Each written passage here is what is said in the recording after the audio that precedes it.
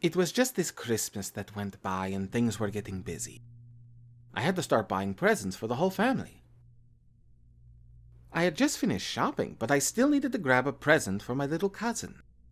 She's not very hard to shop for since my cousin is 4. She likes things like Peppa Pig and My Little Pony, Friendship is Magic. She really liked, and I say liked for a reason, Max and Ruby. So, when I decided to go looking for a present, I figured something like a Max and Ruby DVD would have been perfect, since she liked to watch it on a daily basis. However, Christmas meant that many of the online DVDs were sold out on most places. I went to look on eBay as well, but figured I could not trust what condition the DVDs would have been in. So I was stuck in a rut for a while, until that package arrived. I was at home, still scrolling for a DVD, until I heard the sound of something being pushed into my letterbox. I caught a hold of it before my dog did and looked at the package. It seemed to be wrapped fairly badly, with what looked like grease marks and stains on it. Naturally, as anyone would, I decided to open the package. Inside was something that I could not explain. It was a Max and Ruby DVD, but I had never seen one like it online. It was like some little kid had drawn on the front cover with a marker. The title was just Max and Ruby, with what looked like a poorly drawn illustration of Max and Ruby on the front. There were no names or anything, but on the back it had a list of 4 episodes, all with blunt titles. Episode 001, Episode 002, Episode 003, Episode 004. I quickly gave the DVD a watch-over. To my surprise, all the episodes were in perfect quality and seemed to have no flaws. It was as if it was a real DVD, just with a homemade cover. The only thing I thought appeared odd was the episode selection screen. The episodes had names, but they were all titled Max and Ruby 1, with the numbers being changed as it went down the list. The actual selection screen was just a plain white screen with black text and nothing else. After giving it much thought, I decided to change the cover to something a little nicer by printing out a DVD cover that I had found on Google, and tracked down the names of the episodes so they were labeled correctly. So I left the episode list screen alone because I figured it was self-explanatory. Christmas went by and things were fine. I gave my little cousin her DVD and she was happy with it all through Christmas. But that was only because she hadn't watched it yet. On Boxing Day, the family had gone out for lunch and left me to babysit my cousin. I was not too bothered about being left at home. I figured now was a good time to put on the DVD for her. I had put the DVD in and allowed it to play while I was in the kitchen eating my dinner. From what I could hear, she had watched episodes 1 to 3 so far. I was just about to finish my food when I heard my cousin screaming from the other room. Dropping everything, I had run into the living room and saw my cousin curled up on the floor screaming. I had looked up at the TV, and I felt my heart in my throat. What I had caught a glimpse of was one of the most horrifying things I had ever seen. It was what appeared to be a frame of Max and Ruby standing next to each other, in complete darkness. But what made it so horrible was their lack of faces.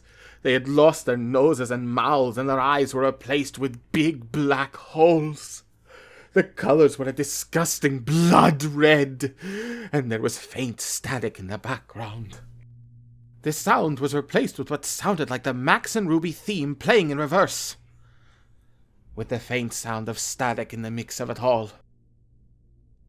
It had to be the most disturbing thing I had ever seen, and it must have been on screen for at least 20 seconds before the screen went black and our television set turned off.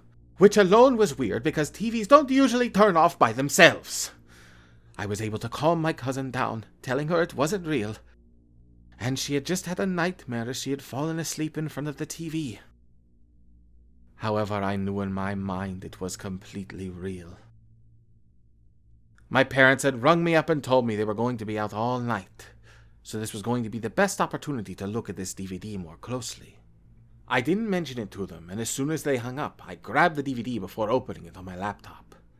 As soon as it loaded, I noticed that episode 4 had now been replaced with "Rest in peace, Mommy and Daddy," which sent a deep chill down my back. Since my cousin was now asleep, I plugged in my earbuds so she can sleep without having to hear anything.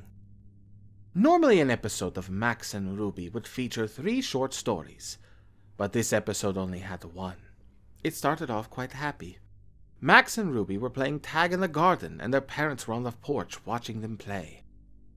However, something was off. The music was playing in reverse, and the parents' faces were sad.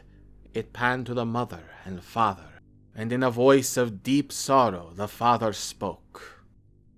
"It's such a shame," he sighed.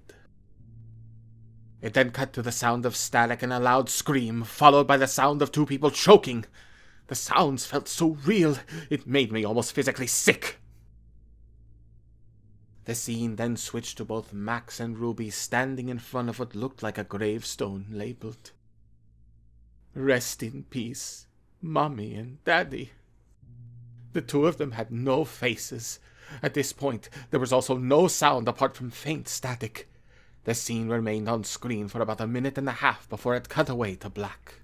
It then changed scene again, now showing Max and Ruby sitting in Ruby's room. Both of them were sobbing. The sobs were so realistic and heart-wrenching that it sounded like it was recorded from a real person mourning. After this scene, I heard a voice that said, "Grr, burn in hell." What happened next was probably the most disgusting yet saddest thing I have ever witnessed. The scene had changed to Max sitting in his room. He was standing on a chair with a noose hanging from the ceiling. He placed the noose around his neck. My computer scene faded to black as the static got louder.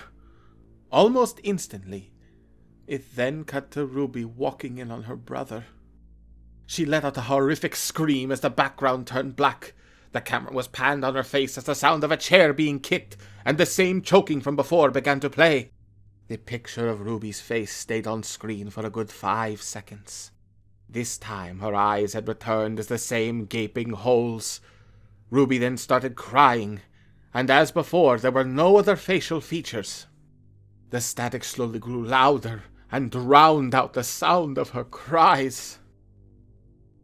The scene cut to black with the loud static.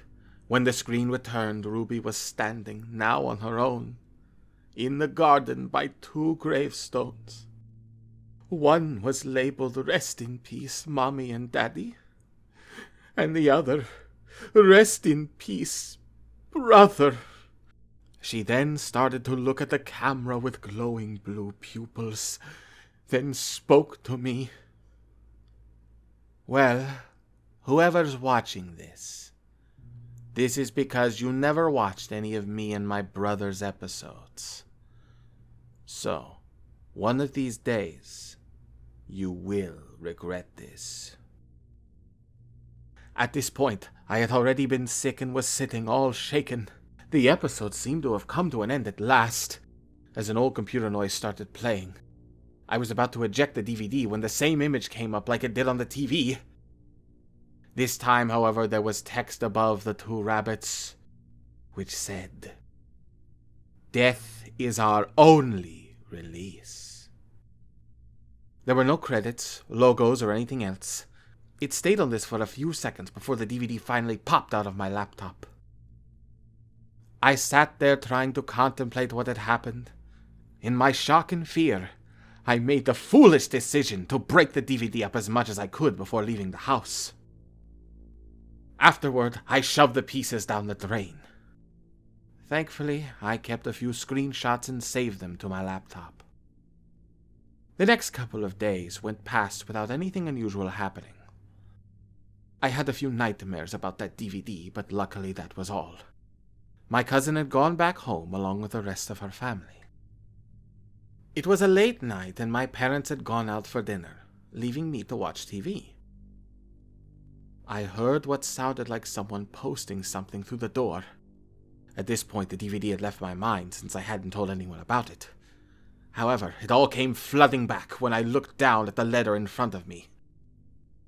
It was just messily folded up and said, "Death is our only release."